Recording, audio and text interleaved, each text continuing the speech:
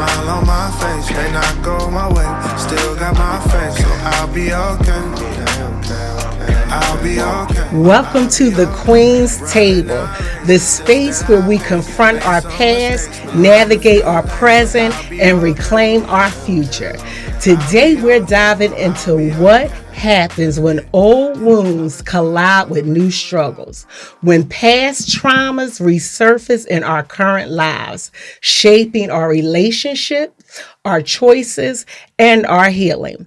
How do we break free from cycles that keep us stuck? How do we hold space for our past without letting it define us? This episode is all about recognizing clashes, understanding their impact, and finding a way forward. All right, Queens, have a seat. Let's get into it. Welcome, everybody. Thank Welcome you. to the Queen's Table. I'm super excited.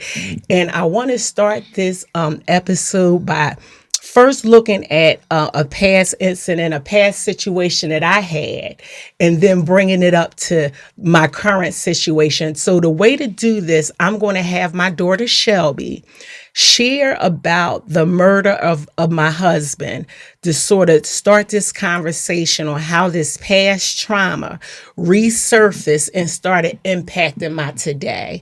And, so I'm not going into all the details, but I want to start with first so you guys can know what happened to my husband. Okay, Shelby? All right.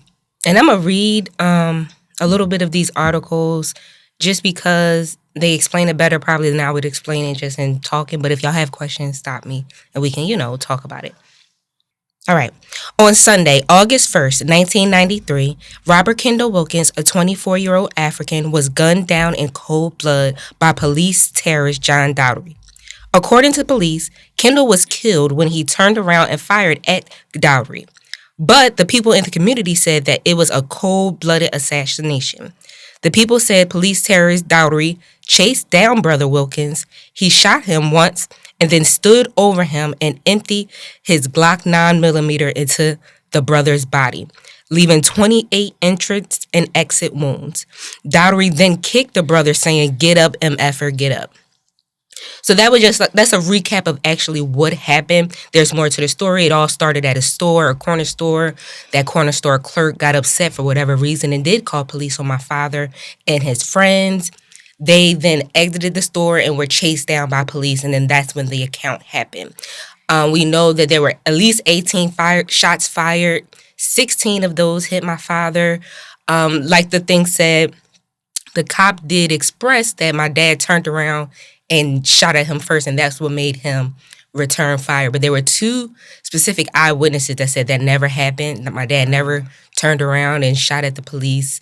And they believe that the police actually planted a gun on my dad because they remember seeing the cop go to his trunk, get something out the trunk, and put it near my dad's body. But then once the gun was actually tested, it showed that it hadn't been fired for weeks. There was no fingerprints on the gun. The gun was actually jammed. So that goes against everything that the cops, stated as far as my dad turning around and shooting at them. Let's say this, the cop never went to jail. Same story, different victim. Right. They tried to victimize the cop. They tried to make my dad look like he was this awful person. Same story that we see even today.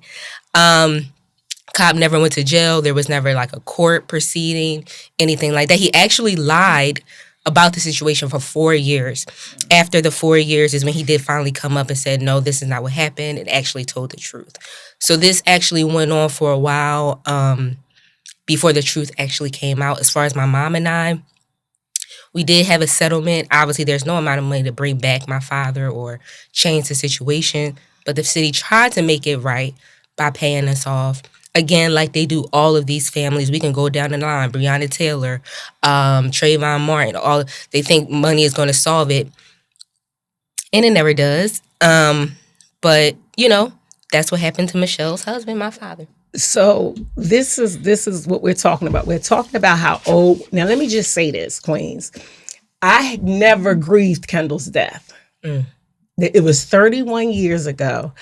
I thought, because I had lost loved ones prior to that, I thought I was used to people dying. Right. So I don't remember really crying. I don't remember really, being overwhelmed. I remember that I had a 2-year-old daughter and I needed to get on with my life and raise her. So I just kind of went on as if it never happened. Right.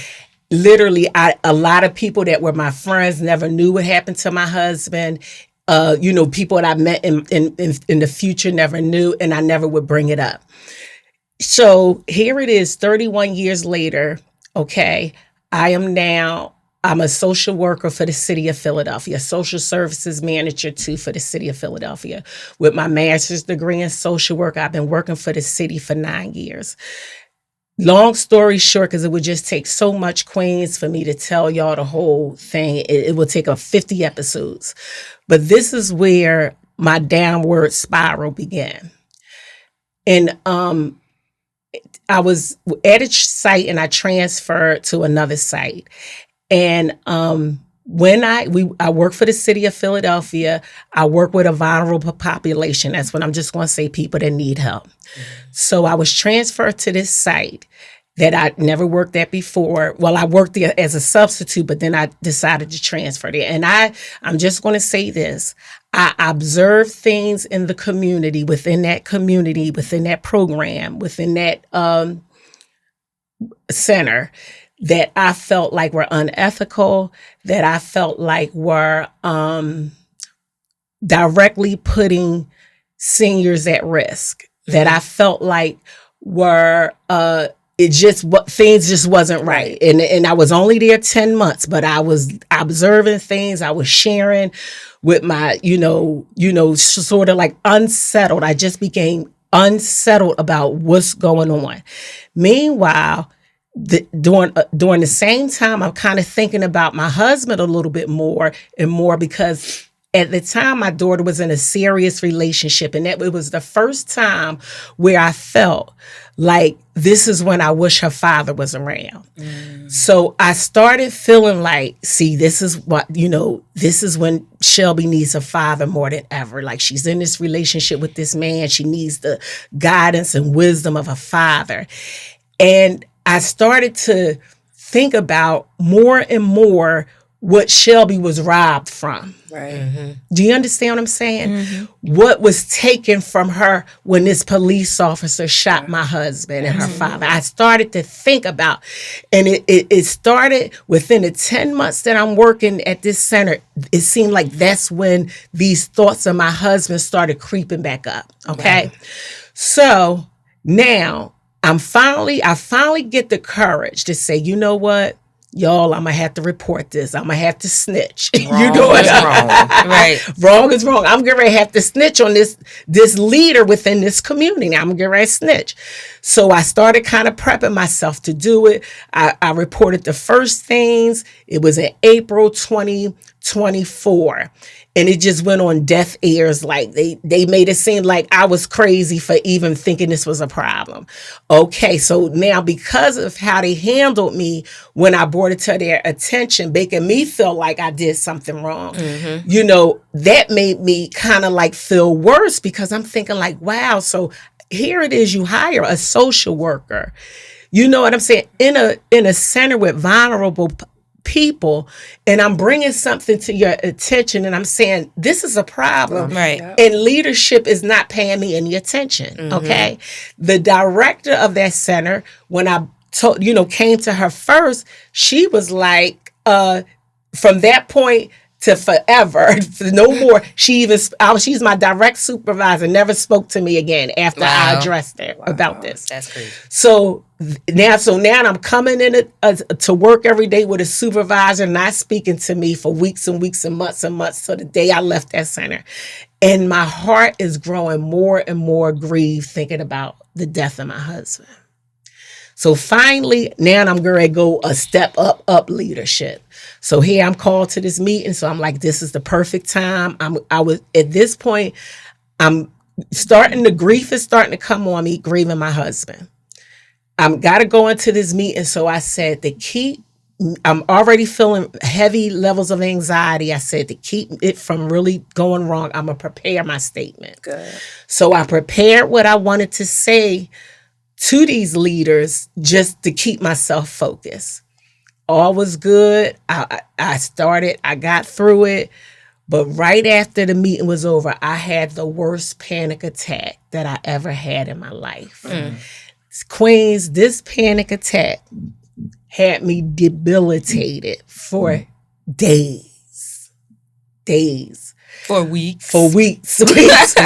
I had the tremors constantly. It was hard for me to talk, couldn't eat, couldn't sleep. Within a 3-week period, I lost like 22 pounds. Wow. The grief of my husband was on me. So it was like the man was killed during that time. Like it was so fresh and raw. It was horrific. It was the most horrible thing I ever experienced in my life. So that's what honestly started this process of healing. And I mean, this was like rock bottom as far as my mental health. So when you talk about past, you think sometimes you dealt with things in your life. You think sometimes, you got over it. But Queens, sometimes it's some things you really haven't got over it the way you think you did. Right. You know what I'm saying? So that's sort of like just starting this podcast off. That's sort of my story, on how the past trauma and the current workplace stress clash. And then I remember the very day that I hit rock bottom was the day I realized the same city of Philadelphia that killed my husband was the same city of Philadelphia putting me through what they was putting me through as a social worker that was simply trying to bring something to their attention that I felt like was putting people at risk. Wow. That's it. That's it, Queens. That's it. That was what it was that caused me to completely fall apart. Right. And in episodes following, we're going to talk more about it. But I think I just want to, kind of like start with that, just sharing my story on what got me where as though I didn't even recognize myself anymore. Right. And nobody else recognized you either. Right. No. I feel like that one of them days I talked to you and I was talking to her and I'm like, she going in and out of like, I don't know what was going on, but she was talking about my dad. Then she would talk about the job. Then she would talk about my dad. And she was like, I feel like he would like Meek Mills. You remember that? You had me play. I don't. It's so many things I don't remember when my mom was just leaving. It was just leaving me. And it's just like, it was just the worst thing. It was just the worst. Mm-hmm. But what else, Queen? What is it? What happened? What else is? I think we forget the impact of trauma on us. Right. A lot of times folks talk about, peeling back the onion. Mm-hmm. We don't want to peel back that onion because peeling it back makes you deal with some stuff that sometimes you might not always want to deal with. And the impact of mental health in terms of what we experience at our workplaces is so impactful. Like we spend the most of our times at work. Right. When we think about a 24-hour day, sometimes it's 8, 10, 12, depending on what you do at work. Mm-hmm. And things like organizational culture plays a part, interactions with colleagues, ineffective leadership, and that'll be a whole other thing. Right. Yes. Listen, they are what cause us to feel what we feel. And it's so unfortunate because we got to work. Right. We have to. It's not like being in a relationship that's stressing you out. Oh, I can just leave that relationship, right?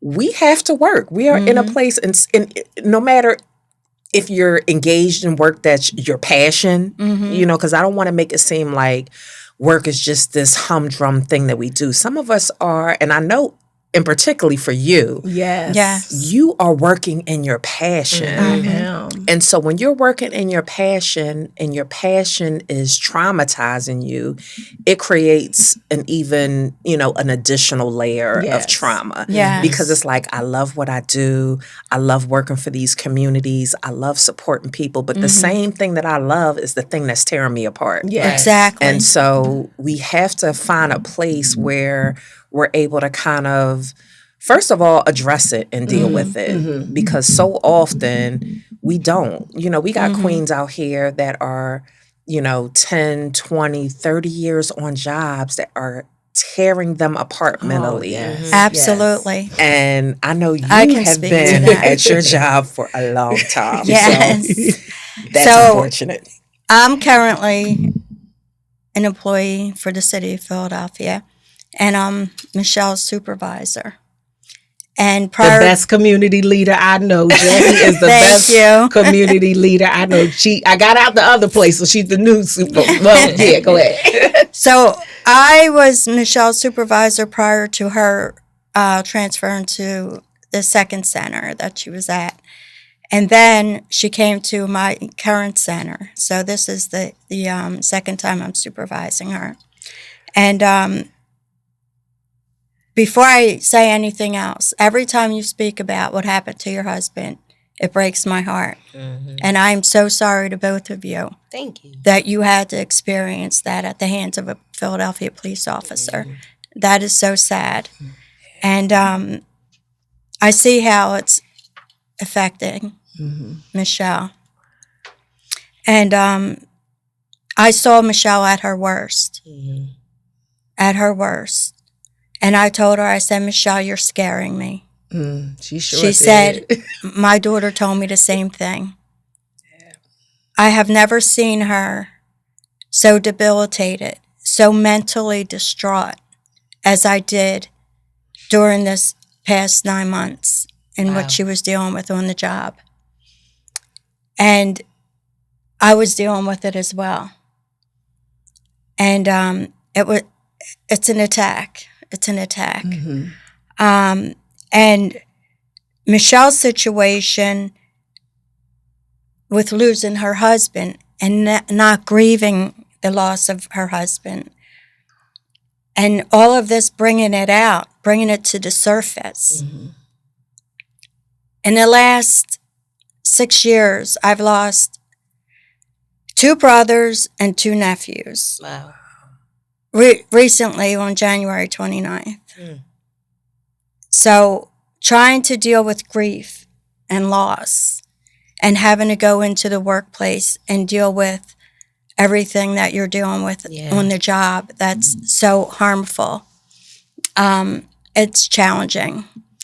And I suffered in silence for 9 years for what I've been going through at the hands of my supervisor.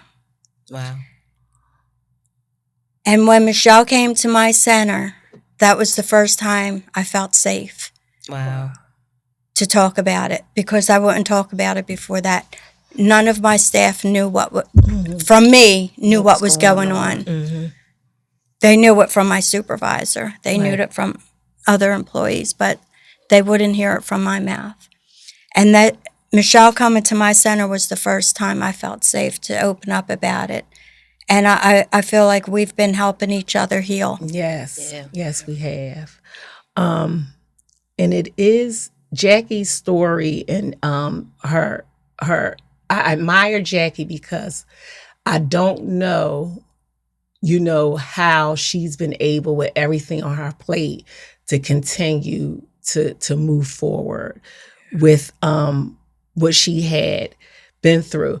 But I definitely do want to hit on, Queens, about the finding our way forward. One of the things with this is that you cannot stay stuck in this. It was a fight to just feel normal again. And it was let me just say this too. I do believe it was a demonic attack. I think when you open up certain doors, when with the city of Philadelphia, a lot of times with those really, this director, she was working for the city for 43 years. And I think these positions are so tightly held, and it's just almost like people feel like they can do what they want to do. So when you buck up against that, it's like consequences and repercussions. But I could not stay stuck in that place. Mm-hmm. You know what I'm saying? So for me, and I want to hear, because I know everybody at this table has been through things, but the moving forward for me was the getting the help. Was the I remember I didn't tell my sister what was going on until I think I was about 3 weeks in. Yes. When I even just finally told her everything. You know what I'm saying? And since it was just like that was the part you kind of like you're hiding your part of who you are and who you're becoming. It's and I think in particularly for women, we are so groomed and socialized to be the protectors, the savers, the nurturers, that when we are going through our own struggles, you don't feel comfortable or safe expressing it. Like when I finally talked to you and I was like, what in the world? First of all, if anybody knows my sister, they know she does not cuss. Right. Okay, and I got to talk about this. Yes. Okay. Saints, I was cussing. My sister does not cuss. She is my prayer warrior. She is the one I go to when people are sick, when people have lost folks, when people are struggling. I have never heard her cuss.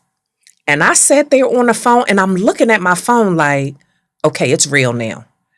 Because the amount of cuss words coming out of her mouth let me know that this situation was not only impacting her mental health, but it was changing who she was. Right. Mm-hmm. Like, I just was like, yo, this is wild to me. And to hear everything that she was going through, me, because she's the saved and sanctified sister. I wanted to go beat somebody up. Right. Like I wanted to legit go and hurt someone. But to hear that Jackie was also experiencing this in silence. Mm-hmm. Like we so often just don't share things. We don't. And part of some of the thing, and I know you've lost some friends. Yes, I did. And this is why we don't share, because we don't know how things are going to be received. But I'm just so glad you did. Like, I'm so glad you got to a place where, you could, and even now when you call me, because things are still happening, like still going on with the city. And there have been, I have friends in my life that are going through similar things. Doing the right thing gets you bullied. Doing the right thing makes you targeted. Doing the right thing, gets you in a place where you can't be promoted. And it's horrible. Like, and we in Philly we have this, what is this? Snitches bring stitches. Yes. Right. And it started from the city of Philadelphia. It's ingrained in our government. Like, it's so horrible because just by doing the right thing, just by saying this is wrong and reporting it, you become this like person that we need to ostracize. We need to set them apart, because then it became people that you work with that you had great relationships with that all of a sudden stopped speaking to you. Exactly. Like that part has always been wild to me. I pray for both of you. Thank you. Quite often. Thank you. It is. It's so so in moving forward, to be able to be honest and just say where you are, right? To be able to start, the people that I thought would be the ones that would be with me during this time, they weren't. But it's like I had to get new support. I remember my neighbors downstairs, the moving forward was, they were so sweet and nice, and they saw me. They thought I was losing weight. They knew it was something wrong. But I remember the day that I just went on and told them what was going on. And I sent them the report so they could kind of know what I was dealing with. And now we're like the best of friends because literally from that point that I shared it with them, they just stayed by my side through this whole ordeal. So sometimes, queens, the moving forward is to, and this is the purpose of this. Queens should not have to heal alone. The moving forward is to be able to say, listen, I need help. And I think the problems with support is that we need to make sure queens understand how to support another queen when she's dealing with a mental health challenge. You know what I'm saying? When I tell y'all, this situation was the loneliest time of my life because I felt so much like it was just something completely. I was different. You know, the people that was around me didn't even know me anymore. You know what I'm saying? So, queens, what I'm saying is that we got to get to a place where we're able to say what's really bothering us. It was bothering me a long, long time before I said what was bothering me. Right? You understand? And sometimes in order to move forward, it begins with just saying, I'm not right. This is what's bothering me. Get the help you need. Talk to somebody. Go to your pastor. Go to a minister. Go to somebody that's going to walk you through this process. But oftentimes, and that's going to be, coming up, but we got to talk about that. Why is it so hard for queens to ask for help? We're going to talk about that. Right. We're going to get into that. But we cannot stay stuck in the places we're in while we're just sitting there falling apart. You know what I'm saying? Yeah. And oh, go ahead. Go. You want me to go? Mine's gonna be quick. Go ahead. Okay. Adding to that, I think moving forward is also giving yourself some grace. Because I think, especially with my mom, because when everything started with my dad, I know that you were 22 at that time. But even before that, you had suffered major losses. And talking to one of my therapists, she would remind me when I'd be telling her stuff like, why? Because I think right around the time George Floyd had got killed is when I had grieved my father too. And I was talking to my therapist about it. I'm like, why all of a sudden, she said, Shelby, you have to give yourself some grace. She's like, your brain isn't even fully developed yet. Like, your brain isn't fully really developed till you're 30. So all of those traumas, all of those experiences are quite literally impacting the development of your brain. So it's like by the time we get to, our 30s, our 40s, our 50s, we are literally changed. Like, this things in our brain is developed in a way where trauma has impacted it. So when you have those times where you come up and it's like all of a sudden you're grieving or all of a sudden you're feeling these type of ways, you have to give yourself some grace because it's like you've already experienced so much, whereas like the place we're in now is a result of everything we've already has gone through. So I think moving forward too is just giving yourself that grace. Yes. Absolutely. Yes, I totally agree. I just want to bring this up because it is not funny, but it's just the culture. Speaking on the cussing and how bad it was. What were you instructed not to do? Did I say the F word? Yes. It is not funny, but you can do anything you want. Just don't curse on the job. Wow. Don't say the F word on the job. Y'all, let me tell y'all something. That's funny. Because I know my friends, I got, my church, but it is just, I don't still understand how that was able to come over me the way it did like that. It was just the way I'm still trying to understand. It was in that fight. You were fighting. That's what it was. Yeah. It really was. It was a fight, but it was. You took it back to East Falls Project. It was I was just like, it was crazy. It was crazy. Y'all get help. We're moving forward though. Get help. Yes. Get help. Yeah. It's so interesting how you can't cuss on the job, but you can do anything else exactly. on the job. But just don't cuss. Just don't cuss, but you could, and we'll talk about that later, but it's a whole lot of other things you can do as long as you don't cuss. Which is that was just something that was on some other stuff. Yeah. But so we have to build this community. Yes. And that's what that's what the Queen's Table is about. It's about building a community where we could come together, where we can share, me and Jackie, we became each other's support. I hated that they put us together because I didn't want no parts of her side. I didn't want to work there, but now we're seeing that it was for us to work together because we needed to help each other through this. You know what I'm saying? So sometimes, listen, God will give you somebody that can hold your hand through these dark times, and this is what this is about. And we got to show women how to do it.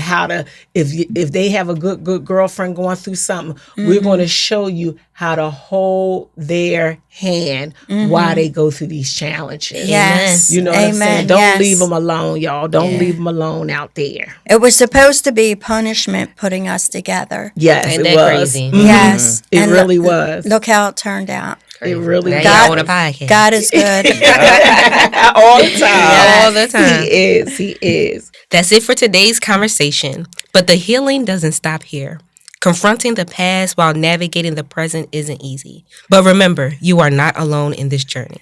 Take a moment to reflect, give yourself grace, and know that growth comes in layers. If today's episode resonated with you, share it with someone who needs to hear it. And if you're ready for more conversations like this, be sure to subscribe, leave a review, and connect with us on social media. Until next time, keep healing, keep rising, and most of all, keep showing up for yourself, because queens should not have to heal alone. No offense, I'm finding out jealousy, only a lack of confidence. Focused on me more, focused on you less. Everybody do that, look around and we blessed. Today, smile on my face, may not go my way, still got my face, so I'll be okay.